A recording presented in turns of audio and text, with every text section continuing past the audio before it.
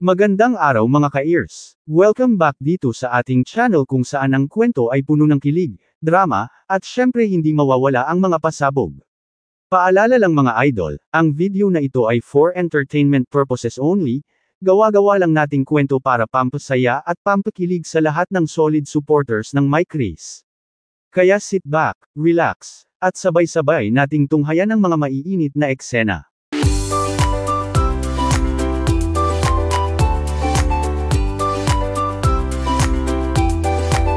Sa ating lahat, Kuya Ernst. Grabe mga idol, trending na naman ang usapan tungkol kina Mikoy at Krista, at dito natin sisimulan ang mas malalim na pagbusisi sa mga kaganapan.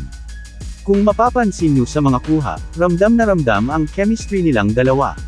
Si Krista, habang hawak ang mikropono, ay todo bigay sa pagkanta, nakangiti, masaya, at parang may kakaibang ningning sa kanyang mga mata. Si Mikoy naman, hindi may tago ang kilig at ngiti niya habang pinapanood si Krista. Kung tatanungin mo ako idol, parang may spark na talaga.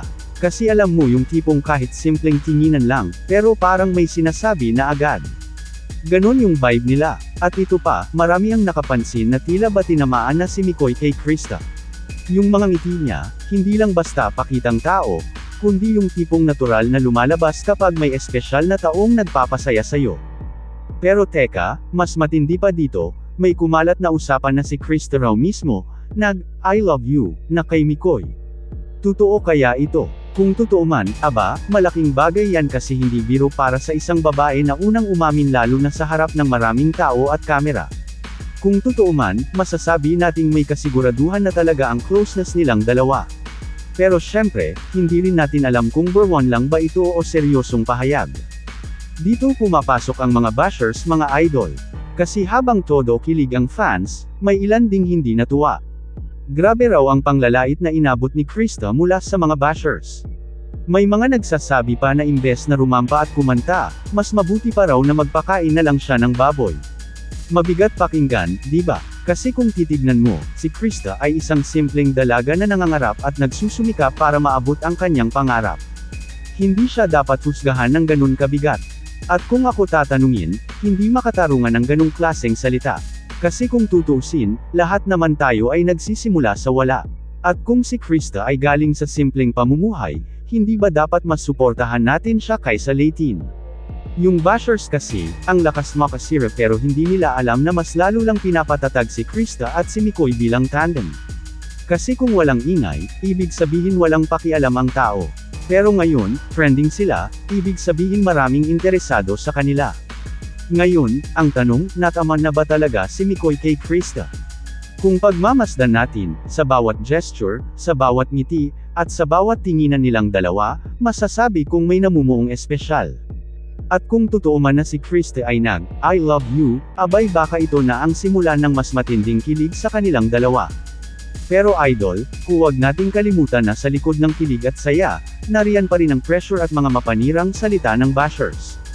Kaya dito makikita natin kung gaano katibay si Krista at Mikoy sa pagharap sa mga ganitong hamon. Ang maganda lang, mas marami pa rin ang sumusuporta kaysa bumabatikos. Eto na mga idol, usapang bashers na tayo.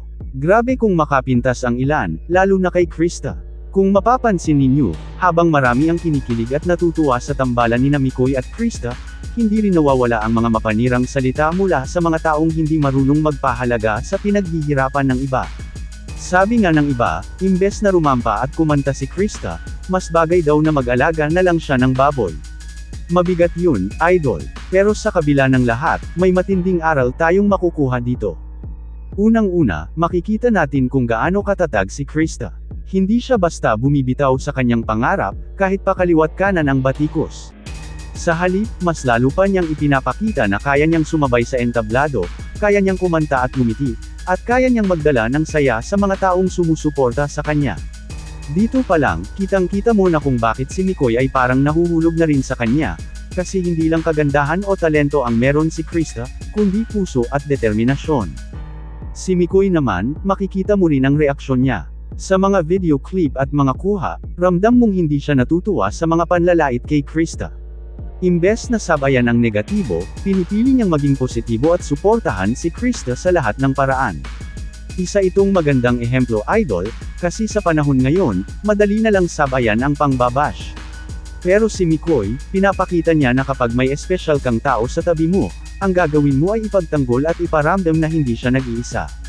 Marami ring netizens ang nagsabi na mas lalo silang humanga kay Mikoy, kasi sa halip na sabayan ang mga birot panglalait, mas pinili niyang ngumiti at ipakita na proud siya kay Krista.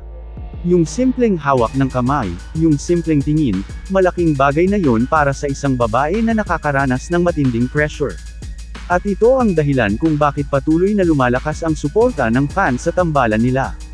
Ngayon, mga idol, isipin natin, bakit ba may mga bashers? Ang totoo, ang mga taong ganito ay kadalasan hindi masaya sa sarili nilang buhay. Kaya imbes na suportahan ang iba, mas pinipili nilang manaira. Pero kung titignan natin, mas marami pa rin ang supporters kaysa bashers. Ang mga solid na taga-suporta, sila yung nagsusulong ng positivity. Sila yung nagbibigay ng lakas kay Krista at Mikoy para magpatuloy. Kung tutuusin, mas dapat nating handon si Krista dahil sa kabila ng lahat ng panglalait, hindi siya sumusuko. Ang sabi nga ng isang netizen, mas lalo kaming humahanga sa'yo Krista kasi pinapakita mong hindi mo pinapansin ang mga walang kwentang salita. At tama yun idol, kasi sa huli, hindi naman ang bashers ang magdedesisyon kung ano ang magiging kapalaran mo, kundi ang sarili mong tiyaga at pagsusumikap. At dito pumapasok yung tanong ng lahat, Krista, sinabi mo ba talaga ang "I love you" kay Mikoy? Kung oo, ibig sabihin mas malalim na nga ang relasyon nilang dalawa, at siguradong mas maiinggit ang bashers. Kung hindi man, kahit simpleng biro lang, sapat na yon para pasayahin si Mikoy at ang mga solid supporters nila. Kasi sa huli, ang mga fans, naghahanap lang ng kilig, at yun naman ang ibinibigay ng tambalan na ito. Mga idol, ito ang masasabi ko, huwag nating hayaang ang ingay ng bashers ang mangibabaw. Mas piliin nating suportahan ang mga taong may pangarap at lumalaban para sa pamilya nila. Dahil kung walang Krista, kung walang Mikoy, walang kwento na magbibigay ng saya at inspirasyon sa atin. Mga idol, dito na tayo sa pinakamasarap balikan, yung mga simpleng kilos at eksenang hindi lahat napapansin, pero ramdam ng mga solid supporters. Kapag pinanood mo ng mabuti ang mga kuha nila Mikoy at Krista, mapapansin mong hindi lang basta pakitang tao ang mga ginagawa nila. May mga maliliit na bagay na nagsasabi na mas malalim na ang connection nila kaysa sa inaakala ng iba. Halimbawa, yung mga simpleng tinginan. Sa unang tingin, parang normal lang, pero kung uulitin mong panoorin, makikita mong may kakaibang lamang sa bawat sulyap.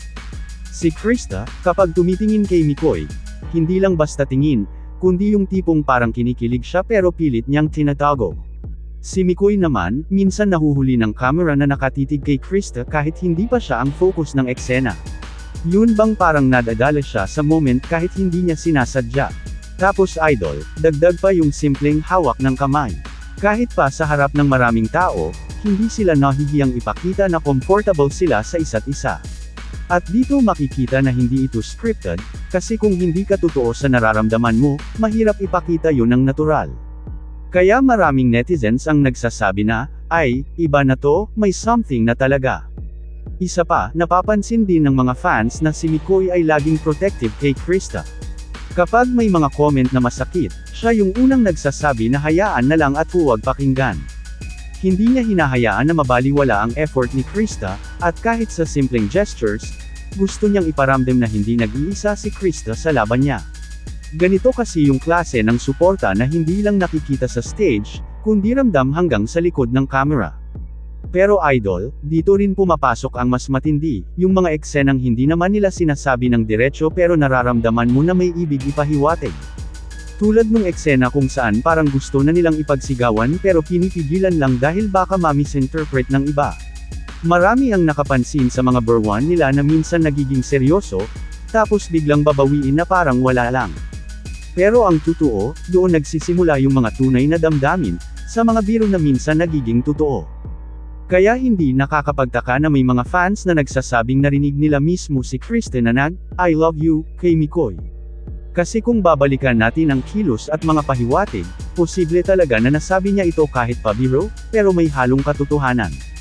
At si Mikoy, kitang-kita ang kilig at saya niya, parang hindi niya alam kung paano itatago ang totoo niyang nararamdaman. At eto pa idol, may mga pagkakataon na kahit wala silang sinasabi, sapat na yung simpleng ngiti nila sa isa't isa. Yung tipong hindi na kailangan ng salita, kasi yung mata nila ang nagsasalita. At ito ang isa sa dahilan kung bakit patuloy na kinikilig ang mga fans, dahil hindi nila nakikita ang isang scripted na tambalan, kundi parang totoong 2 taong nahuhulog sa isa't isa. Pero syempre, sa kabila ng lahat ng kilig at sweetness, hindi pa rin nawawala ang mga mapanghusga. May ilan pa ring nagsasabing hindi bagay si Krista kay Mikoy, o kaya naman si Mikoy kay Krista. Ngunit ang maganda dito, hindi nila hinahayaan na diktahan sila ng opinyon ng iba. Sa halip, mas pinipili nilang maging totoo at ipakita ang suporta sa isa't isa. At dito mga idol, makikita natin ang halaga ng connection na hindi basta-basta nakikita ng lahat. Yung tipong kahit hindi pa sila nagsasalita ng diretsyo, ramdam mo na may mas malalim na dahilan kung bakit sila palaging masaya kapag magkasama. Dito ko tatapusin ang segment 3. Sa segment 4, mas tititigan natin kung paano nila pinapakita sa kanilang mga taga-suporta ang appreciation at paano sila nagiging inspirasyon, lalo na sa mga kabataang nangangarap din tulad nila. Mga idol, dito na tayo sa isa sa pinakamahalagang aspeto ng tambalan ni Mikoy at Krista, kung paano nila pinapakita ang pasasalamat at pagmamahal sa mga sumusuporta sa kanila. Alam naman natin na hindi biro ang makakuha ng atensyon ng maraming tao, lalo na sa panahon ngayon na kaliwat kanan ang mga artista, influencer, at content creators. Pero bakit nga ba patuloy na kinakapitan ng mga tao ang tambalang ito? Simple lang, dahil marunong silang magpahalaga. Sa bawat pagkakataon, mapapansin mong hindi nakakalimutan ni Mikoy at Krista na magpasalamat. Sa simpleng pagbati sa camera, sa pagbabahagi ng ngiti, at sa pagbibigay ng oras para i-shoutout ang kanilang mga fans, kitang-kita mo yung effort na ginagawa nila para maramdaman ng lahat na hindi lang sila basta mga manunood, kundi parte talaga ng kanilang journey. At dito sila naiiba idol, kasi hindi sila nagpapakita ng ilusyon na sila ay nasa itaas, bagkus ipinaparamdam nila na sila ay kapantay ng lahat. Maraming beses na rin na nag-trending ang mga simpleng kilos nila ng pagpapahalaga. Halimbawa, may mga pagkakataon na si Krista mismo ang lumalapit sa mga tao para batiin, kahit napagod na siya mula sa event. Si Mikoy naman, hindi rin nauubos ang pasensya sa pagbibigay ng oras sa mga fans na gusto ng selfie o simpleng bati. Yung ganitong klase ng humility, mga idol, yun yung mas nagpapatibay ng relasyon nila sa mga supporters. Ngayon, kung pag-uusapan natin kung paano sila nagiging inspirasyon, mas malalim pa ang usapan. Si Krista, mula sa simpleng pamumuhay, ay biglang nasa entablado na, kumakanta, at hinahangaan. Marami ang nakaka-relate sa kanya dahil marami rin sa mga kabataan ang nangangarap na makaahon at maipakita ang kanilang talento. Kaya bawat kilos ni Krista, bawat kanta niya, ay nagiging simbolo ng pag-asa sa iba. Yung tipong, kung nagawa ni Krista, baka kaya ko rin. Si Mikoy naman, makikita mo kung paano niya hinuhubog ang sarili niya para maging mas mahusay. Hindi siya natatakot ipakita na kahit may kahinaan siya, handa siyang magsikap at matuto. Kaya maraming kabataan din ang humahanga sa kanya, hindi lang dahil sa looks at charm, kundi dahil sa dedikasyon niyang ipakita na kaya mong magbago at mag-improve basta may tiyaga. Pero idol, hindi lang basta inspirasyon sa kabataan ang naibibigay nila. Kahit sa mga mas nakatatanda, ramdam nila yung positivity. Kasi sa gitna ng stress, problema, at pagod sa araw-araw, yung simpleng panunood ng tandem na ito ay nagiging pahinga at aliw. Para bang sila yung paalala na kahit gaano kahirap ang buhay, may dahilan pa ring ngumiti at kiligin. At ito ang maganda, hindi nila kinakalimutan na banggitin lagi ang mga sumusuporta. Kahit sa harap ng bashers, pinipili pa rin nilang bigyang pansin ang mga taong naniniwala sa kanila. Kasi kung tutusin, mas marami ang nagmamahal kaysa sa naninira. At sa bawat live, sa bawat event, ramdam ng fans na mahalaga sila. Dahil dito, lumalalim ang koneksyon hindi lang nila Mikoy at Krista sa isa't isa, kundi pati na rin sa kanilang komunidad ng supporters. Parang naging pamilya na ang lahat, nagkakaisa sa saya, sa kilig, at maging sa pagharap sa mga bashers. Kaya hindi nakakapagtaka na kahit may mga negatibo, mas nangingibabaw ang positibo. At kung babalikan natin idol, dito rin makikita kung bakit parang mas lalong nahuhulog si Mikoy kay Krista. Kasi nakikita niya kung paano minamahal si Krista ng maraming tao, at kung paano siya nagiging inspirasyon. At para kay Mikoy, malaking bagay yun, kasi hindi lang siya basta partner sa tandem, kundi nakikita niya ang tunay na halaga ni Krista bilang tao. Mga idol, narito na tayo sa pinakahihintay ng lahat, ang tanong na paulit-ulit na bumabalik sa isip ng mga fans, may tunay na pagmamahalan na nga bang namamagitan kina Mikoy at Krista? Kung babalikan natin ang lahat ng mga eksena mula umpisa, yung mga simpleng tingin, hawak, burwan, at suporta, hindi na nakakapagtaka kung may mas malalim pa talagang nararamdaman ang dalawa. Hindi ito yung tipong pilit o scripted lang para lang sa content. Kasi kung titingnan mong mabuti, may mga galaw na hindi pwedeng i-fake. Yung tipong kusa na lang lumalabas dahil yun ang totoo nilang nararamdaman. Si Krista, kahit papilit niyang tinatawanan o ginagawa biro, makikita mo na minsan hindi niya kayang itago ang kilig. Yung mga mata niya kapag nakatingin kay Mikoy, parang may ibang sinasabi. Yung mga ngiti niya, ibang klase kapag si Mikoy ang kausap. At kung totoo man na nasabi niya ang mga salitang, I love you, kahit pabiro, malaking bagay yun kasi hindi lahat ng babae handang sabihin yun sa harap ng maraming tao. Si Mikoy naman, kitang-kita kung paano siya unti-unting natatamaan kay Krista. Minsan hindi na niya alam kung paano pipigilan ang sarili niyang damdamin. Kaya nga sa mga fans, malinaw na, teka, baka hindi na ito basta tandem lang, baka totoo na ito. Ngayon idol, isipin natin ang magiging epekto nito. Kung aamin man sila balang araw, siguradong mas lalo silang susuportahan ng mga solid na fans. Kasi iba yung saya na dulot ng isang tambalan na naging totoo sa huli. Para bang nagbunga yung lahat ng kilig at suporta ng mga tao. Ngunit syempre, hindi rin mawawala ang bashers. Kapag umabot sa puntong ito, mas magiging matindi ang pangbabatikos. Baka sabihin ng iba na scripted lang, baka sabihin ng iba na hindi sila bagay. Pero dito masusubok kung gaano katatag ang dalawa. At ito yung kagandahan idol, kasi sa kabila ng lahat ng ingay, may isang bagay na hindi matatalo ng kahit anong bashers, ang katotohanan. Kapag totoo ang nararamdaman nila sa isa't isa, wala nang makakapigil dito. Hindi na ito tungkol sa mga views, likes, o kung gaano sila kasikat. Kundi tungkol na ito sa dalawang taong nagkahiwalay ang landas at natagpuan ang isa't isa sa gitna ng lahat ng gulo at ingay. Para sa mga fans, malaking inspirasyon ito. Kasi ipapakita nito na kahit gaano kahirap ang pinanggalingan mo, kahit ilang tao ang manayra sa'yo, may darating pa ring tao na tatanggap at magmamahal sa'yo ng totoo. At para kina Mikoy at Krista, magiging simbolo sila ng katotohanan na minsan, ang pinakamasayang love story ay nagsisimula sa simpleng kilig at biro lang. Sa huli mga idol, ito ang tanong, handa na nga ba silang aminin ang totoo? Kung oo, siguradong magiging mas matindi ang suporta ng mga fans at mas malakas ang ingay ng bashers. Kung hindi pa, ayos lang din kasi darating din ang tamang panahon. Ang mahalaga, sa bawat araw na magkasama sila, nararamdaman ng lahat na may espesyal na koneksyon na hindi basta-basta mawawala. Mga idol, grabe no? Ang dami nating napag-usapan tungkol kina Mikoy at Krista, mula sa mga simpleng tinginan at burwan hanggang sa posibilidad na may tunay na pagmamahalan nang ang namamagitan sa kanila. At sa huli, hindi lang ito tungkol sa kilig o sa saya na nakukuha natin bilang supporters, kundi may malalim ding aral na dala ang kwento nila. Una, natutunan natin na walang imposible sa taong may pangarap. Si Krista na simpleng dalaga lang noon, ngayon ay hinahangaan at nagiging inspirasyon sa maraming kabataan. Pangalawa, nakita natin na sa kabila ng mga bashers at negatibong salita, mas nangingibabaw pa rin ang suporta at pagmamahal ng mga taong naniniwala sa'yo. At ito ang dapat nating tandaan, huwag hayaang diktahan ng iba ang halaga natin. At pangatlo, tunay na pagmamahal hindi matatakpan ng kahit anong ingay. Kung totoo ang nararamdaman mo, darating at darating ang panahon na ito ay lalabas at makikita ng lahat.